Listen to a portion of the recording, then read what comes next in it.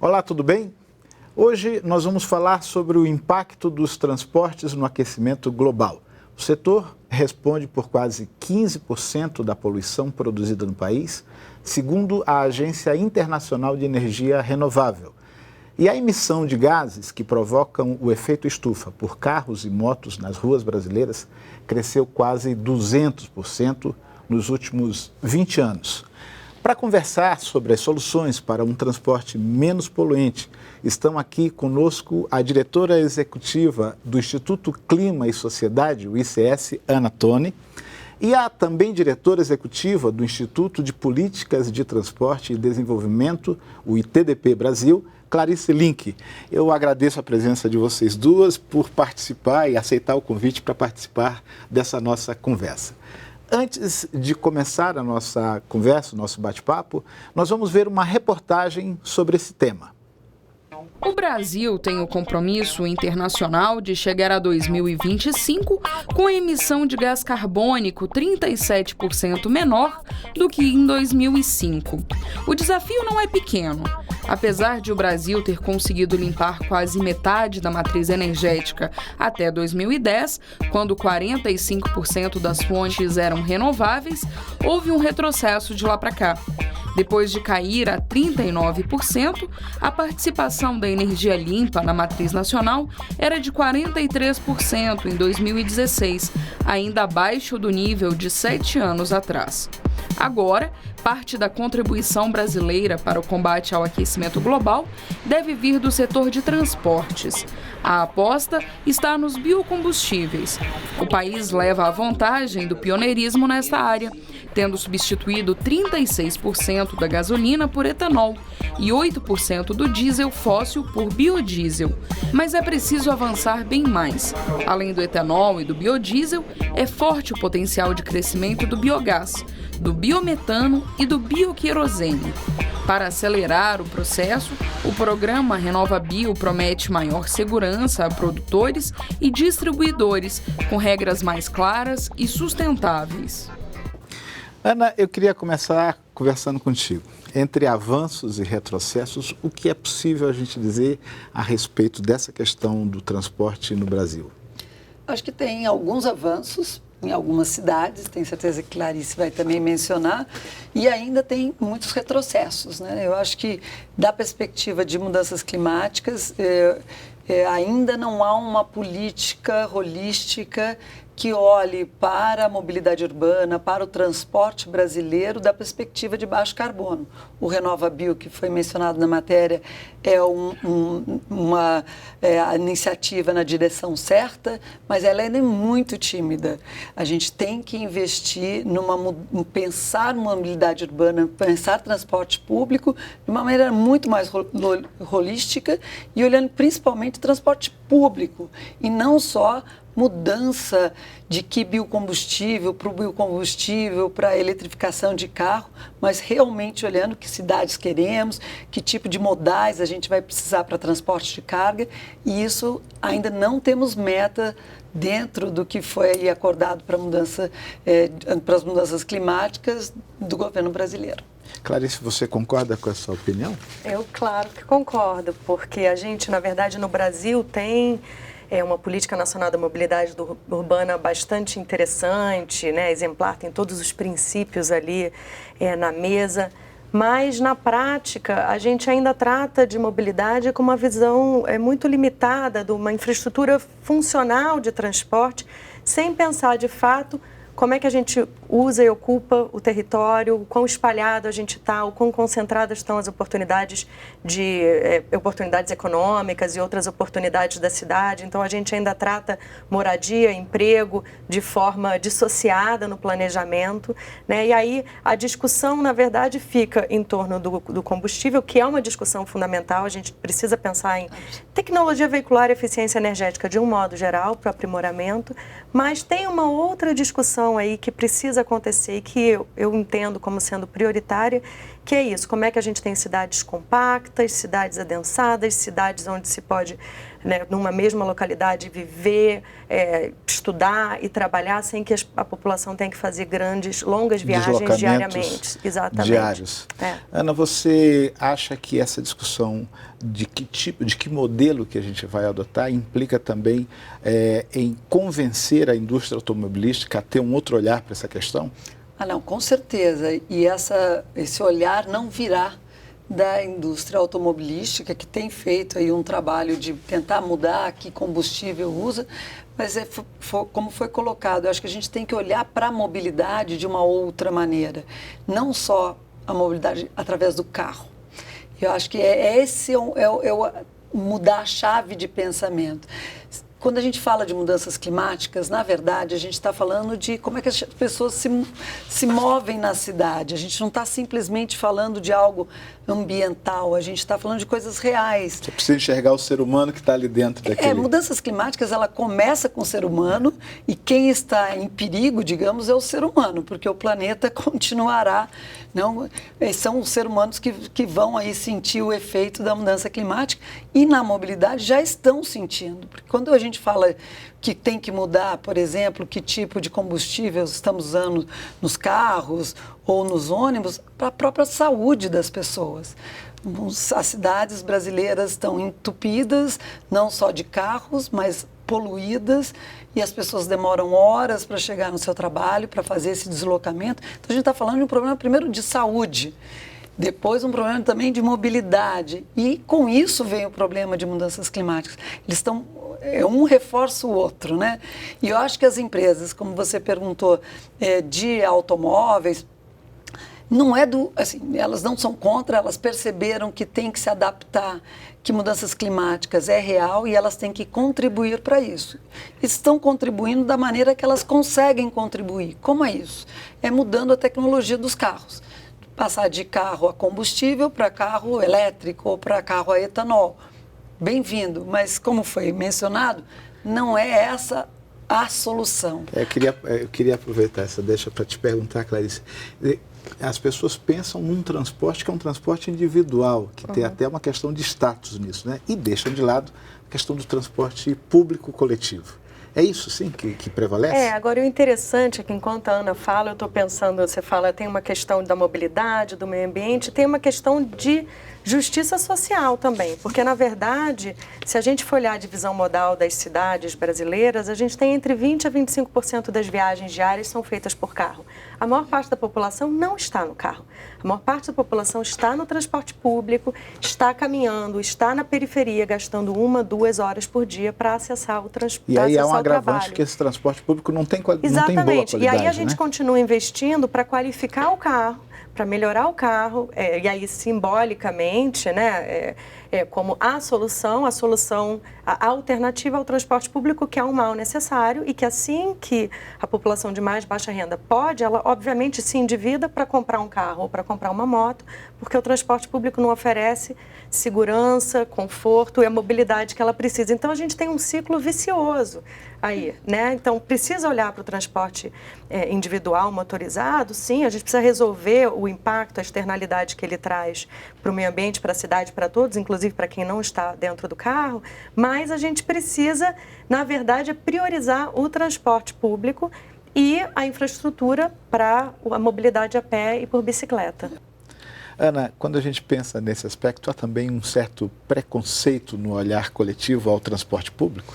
Infelizmente tem, apesar da maioria da população andar de transporte público, né? Mas a impressão que dá é que quem anda de transporte público é aquele que não deu certo, é aquele que não conseguiu comprar um carro, né? E por isso acho que esse olhar um pouco de preconceito, e porque o transporte público é de má qualidade, chega atrasado, então tem assim diversas razões, e acho que é isso que também, assim, até não conseguirmos fazer com que o transporte público vire o transporte central, a gente não vai mudar esse preconceito. Tem estudos fora do Brasil que mostram que a maioria do investimento público é para facilitar a vida do carro e não a vida das pessoas. Eu acho que esses estudos ainda não tem no Brasil, mas Assim, a gente constrói as ruas, a gente está pensando sempre no carro como a centralidade das cidades. E eu acho que olhar para a cidade a partir do ponto de vista das pessoas, da sua necessidade de se mover de um canto para outro, as cidades seriam muito diferentes. Quem é que tem prazer de gastar 3, 4 horas dentro de um ônibus se deslocando para o trabalho? E hoje em dia eu fico muito, assim, quando a gente olha para a propaganda de carro, você vê, propaganda de carro é aquela beleza. Ou o carro está numa praia maravilhosa, ou numa montanha.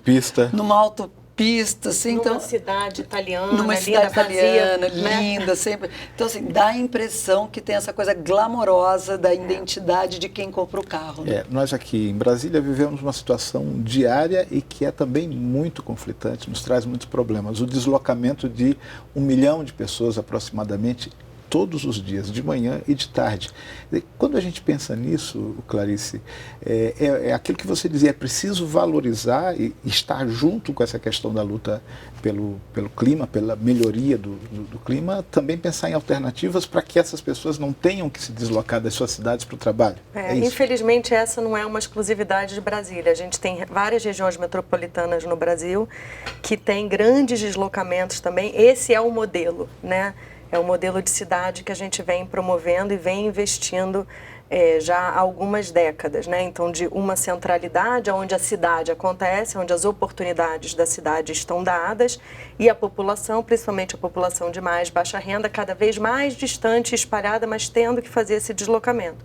Então, se por um lado a gente precisa, sim, resolver ter um transporte público de qualidade, atrativo, né, que ligue a população da sua moradia distante para essas centralidades, por outro lado, só essa solução, essa infraestrutura, ela não dá conta do recado, né? Porque ainda assim a gente está falando de longas distâncias, um transporte que é caro, um transporte, enfim, que continua congestionando e tirando a qualidade urbana, né, dessa cidade. Então a gente precisa olhar para a infraestrutura, mas a gente precisa também pensar como prover cidade para essa população que está distante, como garantir que nas centralidades a gente tenha mais moradia, porque também o que a gente vê é que cada vez os centros estão mais esvaziados e aí a população está mais distante, os novos programas de habitação social colocam para mais distante, porque no centro as áreas são valorizadas demais e aí então não tem espaço para habitação social. Então eu acho que tem aí um emaranhado de questões que precisam ser resolvidas para a gente repensar a cidade, repensar que experiência é essa de cidade que a gente quer prover, né? Então a gente já tem a maior parte da população vivendo em cidades, no Brasil, na América Latina como um todo, né? No mundo a gente se urbaniza muito rapidamente. Os dados do Banco Mundial mostram que entre 2000 e 2030 a gente dobra a população urbana no mundo como um todo, principalmente puxado pela África e Ásia, mas a gente triplica o espaço que a gente ocupa no território. Então dobra a população, mas triplica o espaço, porque cada vez a gente ocupa mais espaço e aí precisa construir mais infraestrutura, o que, enfim, entra novamente nesse ciclo. Então, acho que é importante a gente pensar na mobilidade dessa forma bem ampla mesmo, sistêmica da cidade. E aí, pensar mobilidade, você tem que estar falando sobre desenvolvimento econômico, sobre moradia, sobre outras oportunidades que a cidade precisa prover. Ok, eu vou pedir a vocês um tempinho, nós vamos agora para um pequeno intervalo e já já a gente volta. Não saia daí.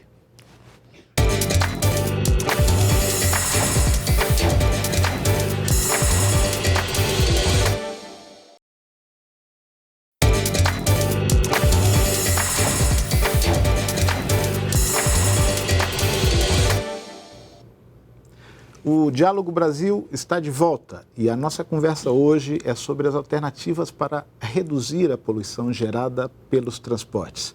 Ana, a gente falou aqui muito do transporte público, do transporte coletivo, mas há um aspecto que também preocupa, que é o transporte de carga, que impacta muito nas cidades, não? Com certeza. Quando a gente vê aquele número que 15% das emissões de emissões de carbono brasileiras vem da área de transporte, metade desse número é de transporte de carga e a outra metade de transporte de passageiros. Então, o transporte de carga, que também foi uma opção que o Brasil fez, que é não usar os caminhões para irem para cima e para baixo, num país continental do tamanho do Brasil, hoje em dia a gente está percebendo, esta conta estamos pagando e o mundo está pagando pelo Brasil. É isso que é importante quando a gente fala nesse termo que é tão amplo, descarbonização. Traduz um pouquinho isso para quem está em casa assistindo a gente, a nossa conversa. O que é a descarbonização? O mundo produz, nos processos industriais, cada vez mais emissões de gases de efeito estufa que vêm principalmente, não só, vem de diversos gases, mas principalmente do gases de combustíveis fósseis. E o que está acontecendo com o planeta é como se fosse assim uma sauna, está ficando cada vez mais quente o planeta, não deixando que esses gases se liberem, saiam do planeta. O planeta está ficando sufocado. Temos que diminuir esses gases subindo do planeta. Da onde vêm esses gases? Vêm de diversas fontes. Vem dos carros, como a gente acabou de comentar, vem logicamente do caminhão, mas vem também da agricultura, principalmente aí da pecuária, dos bois, vem do desmatamento, a queima de florestas. Então, vem de diversos setores. Por isso tivemos aí o Acordo de Paris, que é a tentativa do mundo, sabendo que isso tem aí um perigo para a humanidade muito grande. Quais são os perigos? Mais inundações, mais furacões. Desequilíbrio climático total. Onde assim, os próprios agricultores que contavam com a chuva no mês, agora não vem no mês. Tem mais seca, olha aí, a Brasília passou aí por uma seca muito grande. Ainda estamos passando. Ainda estão passando, então acho que é esse descompasso do que acontece com o clima no mundo, que se chama aí a mudança climática. E se quisermos lidar com isso, temos que diminuir as emissões de gás carbônico na atmosfera.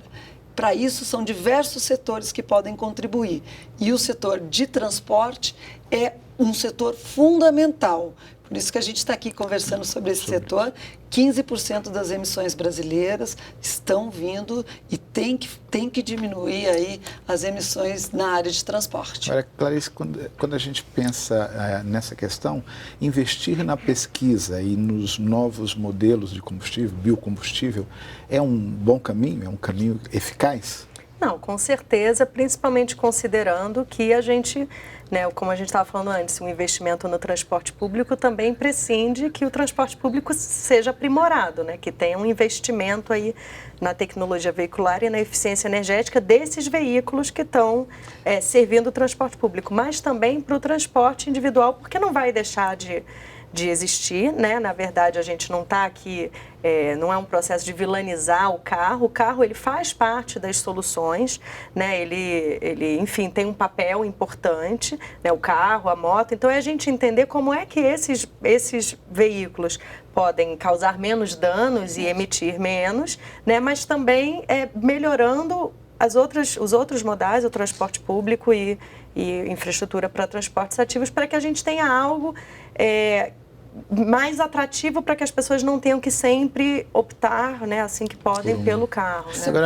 Só complementar o que a Clarice está falando, quando a gente pensa em mudanças climáticas, muito do debate vai na mudança de tecnologias para substituir esses combustíveis, que é fundamental, precisamos fazer isso. Mas para resolver o problema de mudanças climáticas, a gente vai ter que pensar num novo modelo de desenvolvimento, que não é simplesmente uma mudança tecnológica vai nos ajudar. Tem que pensar assim, na mobilidade, como é que a gente se move, que não é só mudando o combustível. Desmatamento a gente não muda simplesmente com tecnologia, comer mais carne, menos carne, como é que a gente faz a nossa agricultura. Então, acho que para a gente, Clarice, se eu puder falar assim no plural, acho que lidar com o tema de mudanças climáticas é realmente olhar para um modelo de desenvolvimento. E nesse sentido, nesse novo modelo de desenvolvimento, qual é o papel do transporte e da mobilidade urbana? Ana, eu queria te aproveitar esse momento para te perguntar o seguinte, como é que está sendo a participação do Brasil nesses pactos globais? A gente está falando muito das convenções climáticas. O Brasil tem tido um bom posicionamento nesses? Sim, o Brasil tem tido, sim, um bom posicionamento nessas convenções, principalmente na Convenção de Clima, tem tido um papel de liderança. A meta brasileira, 39% em 2025, com base em 2005, é bastante ambiciosa, é realmente ambiciosa. Mas o Brasil é sempre aquela coisa, né? Assim, ele está prometendo, principalmente baseado numa política que já foi estabelecida, que ainda tem problemas de ser implementada, que é desmatamento. Quando a gente olha para as emissões futuras brasileiras, que vêm da energia e vêm do transporte, aí ainda o Brasil tem metas muito tímidas. Então, o Brasil está lidando com as emissões do passado ligadas ao desmatamento e tem aí boas metas, mas a gente quer ver as promessas e as decisões das emissões futuras. Mas, internacionalmente, o Brasil tem, sim, liderança e é um dos países que tem levado ao grupo lá do Acordo de Paris pensar soluções para o mundo. Ok. Eu queria eu queria aproveitar esse momento para você tocou numa questão que é fundamental e eu queria chamar a atenção de vocês para um VTzinho que a gente vai assistir, a participação da Aline Cavalcante, da Coalizão pelo Clima e Mobilidade Ativa, nos mandou um vídeo em que sugere mais do que a tecnologia e combustível limpo. Segundo ela, é possível avançar no combate contra a poluição com incentivo a deslocamentos de bicicletas e até mesmo a pé. Vamos ver. Óbvio que tecnologia é importante, que a gente quer carros menos poluentes, transporte público limpo, é óbvio. Mas a gente tem um debate muito anterior a esse, que é garantir a presença e a vida com qualidade e conforto de quem caminha e de quem anda de bicicleta, que são os dois meios de transporte limpos que a gente tem hoje. Já acontece, já tem números muito bons nas cidades, precisa aumentar e garantir mais segurança desses dois usuários, né, desses dois meios de transporte nas cidades, os pedestres e os ciclistas. Então é isso que eu acho que o evento, a discussão sobre descarbonização dos transportes tem que trazer aqui para o Brasil como prioridade. Pedestres e ciclistas como o topo da pirâmide das prioridades públicas e políticas relacionadas à descarbonização dos transportes. Não dá para fugir desse tema, né, Clarice? Pois é, eu acho excelente, porque inclusive, até linkando com o que a Ana estava falando antes, né? As metas são ambiciosas, mas na verdade estão lidando com políticas existentes. Se a gente olha para a energia, se a gente olha para o transporte, a taxa de motorização no Brasil na última década dobrou na maior parte das cidades, várias cidades dobrou, em várias regiões metropolitanas. Né? Então a gente tem um aumento contínuo aí da opção pelo carro e cada vez se opta menos pelo transporte público e pela mobilidade a pé e pela mobilidade por bicicleta, como a Aline colocou. Então, a Política Nacional da Mobilidade Urbana, ela é interessante, o que eu falei aqui no começo, ela de fato, ela no papel é perfeita, né? A gente não pode falar perfeita, mas é muito boa, porque ela inverte a pirâmide de prioridades. Ela de fato coloca o pedestre, o ciclista, o usuário do transporte público, as cargas e por último a gente tem o automóvel particular e a moto. Então isso quer dizer o quê? Que as cidades deveriam ser pensadas considerando essa pirâmide, essa nova pirâmide de prioridade, que os investimentos deveriam ser feitos para a infraestrutura, considerando essa nova pirâmide, que as estruturas de governança deveriam considerar essa nova pirâmide, onde de fato a gente tem o pedestre e o ciclista como, né, os usuários prioritários, não só porque é a mobilidade mais limpa, o modo mais limpo de se mover na cidade, mas também porque a gente tem que pensar em pessoas, né? O deslocamento não é do carro, é o deslocamento das pessoas, né? Então, acho que essa é uma questão fundamental e enquanto a gente não avançar nessa agenda, olhando para esse todo, a gente continua priorizando o carro. O carro continua sendo a nossa prioridade. A USP divulgou uma pesquisa em que mostra que a qualidade do ar da cidade de São Paulo, por exemplo, está tão baixa que uma pessoa que respira o ar de São Paulo durante 2 horas equivale a fumar um cigarro. É um dado grave, né? Gravíssimo, gravíssimo, gravíssimo e que mostra, assim, de novo, se o Brasil está sendo ambicioso ou não. E não esquece até mudanças climáticas e o Acordo de Paris. Quem está pagando somos nós, quem usa o carro e quem não usa, é a saúde. Então, eu acho que mostrar que, assim, se não tivermos, por exemplo, uma política onde os padrões de eficiência e os padrões de poluição dos carros, dos ônibus nas cidades são controlados, está tendo todo um debate hoje em dia aqui no Brasil, chama Rota 2030, que é para aumentar esses padrões, realmente mostrar que a poluição tem que diminuir. Mas aí tem aí o lobby de muitos muitos setores que querem manter aí o padrão muito baixo, e quem paga são as vidas das pessoas, é o SUS, e acho que isso é uma coisa importante. Quais desses setores você aponta como os que têm mais interferência nesse processo? Acho que não resta dúvida que o setor automobilístico no Brasil tem um poder brutal. Realmente tem um poder brutal, não pelo número de empregos, não pelas grandes empresas que estão colocadas aí. Então, acho que eles têm assim, deveriam ter um papel de liderança em posicionar o Brasil, puxar o Brasil para mais ambição. Não vejo isso acontecendo, ao contrário. Aí, nos debates aí da Rota 2030, do Renal, você vê assim, o pessoal, as automobilísticas, não dando a menor força.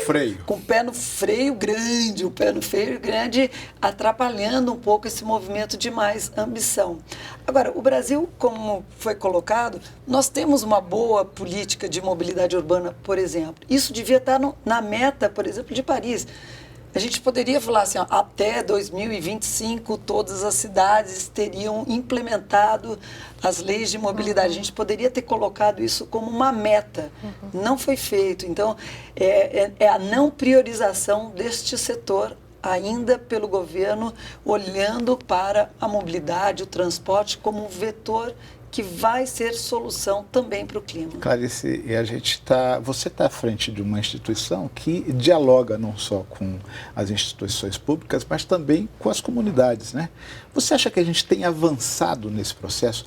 Essa consciência. Eu fico sempre me perguntando se hoje, do ponto de vista da coletividade, da população brasileira, essa discussão já é prioritária, está na mesa do brasileiro hoje?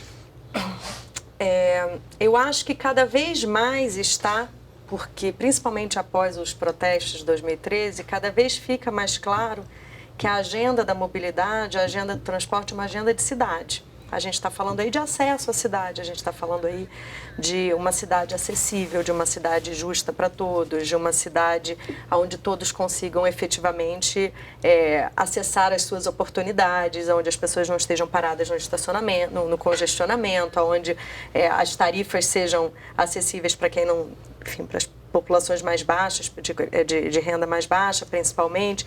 Então, existe um entendimento de que as agendas não são individuais, né? A agenda da moradia, do transporte, de forma individual, elas estão juntas.